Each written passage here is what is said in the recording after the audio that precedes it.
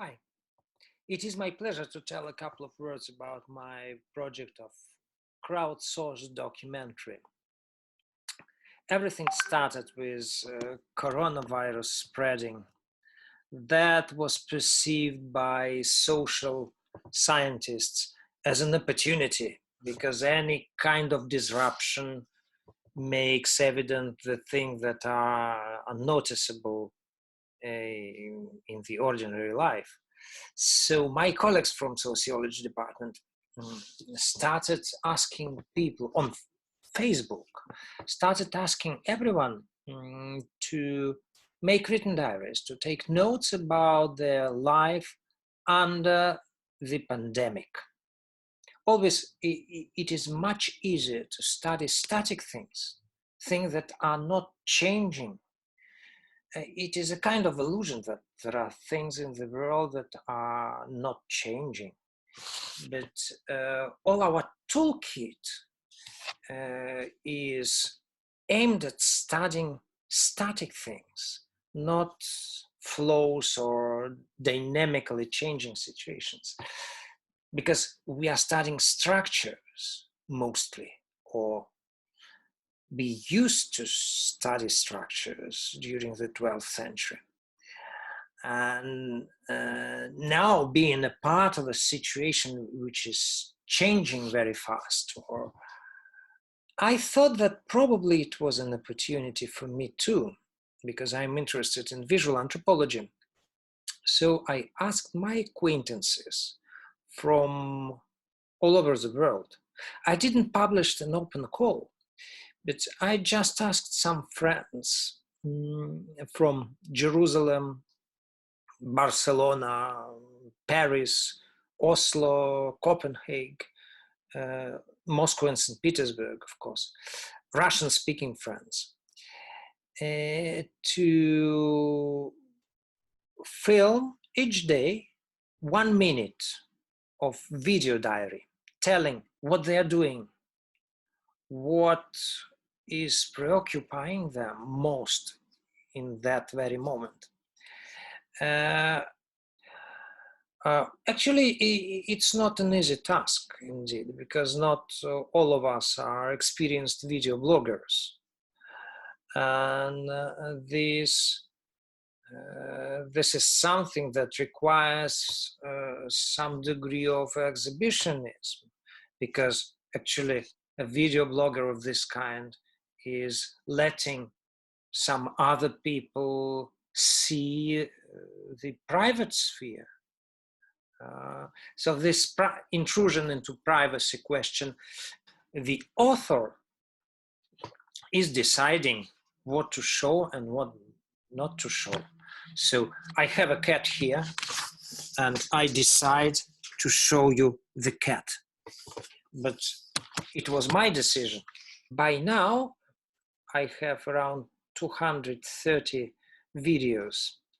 Most of them are a little larger than a minute, but some of them smaller. This is much. I don't know what shape will it take as a result, and I even have no idea about the title for the film. For me, it is more of an artistic adventure, because from a scholarly point of view, this material is very interesting as a source of all kind of observation about the way how people express their attitudes, how they formulate their troubles, ideas, thoughts, what they heard, any kind of gossip, and what they think it is interesting and important to show from their private lives under coronavirus. But a scholar could be discouraged with the fact that people who take part in this project are part of my extended social network. All of them, or most of them, are people who belong to academia or white collars. These people do not form any social group that can be easily singled out on some sociological grounds. Some people among the participants turned out to be careful observers and make a kind of ethnography of what's going on around them.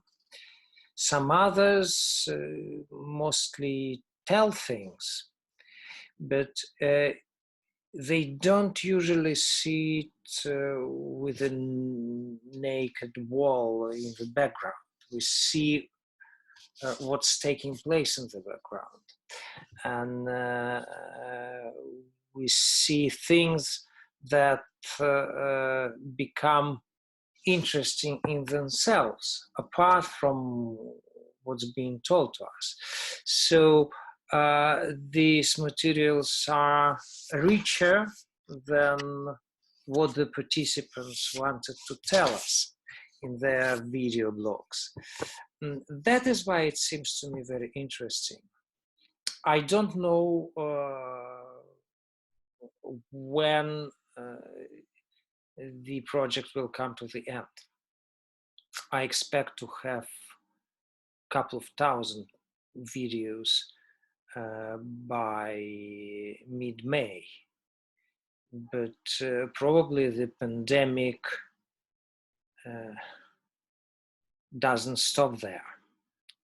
So it might become longer and longer and longer, and then I will have to decide what to do with the materials collected. It is an interesting challenge to make something out of this huge stock of video materials provided by people who wanted to cooperate. By the way, not all people who initially agreed to participate went on recording videos daily for a long time. Some people missed days but remained in the project, but almost a half of the participants just dropped out. So to observe yourself and to expose your everyday life is not an easy task. I hope that this project appears productive and fruitful in some way for the participants themselves. And I hope that they form a kind of community and will drink together over Zoom because I put all the videos sent to me to a Vimeo showcase. It's a folder in the cloud, and the participants of the project can see each other's contributions. So please enjoy a small video that I edited out of these materials to provide an illustration to give you an idea of what is it like. So thank you for your attention, and I would gladly answer your questions. Bye.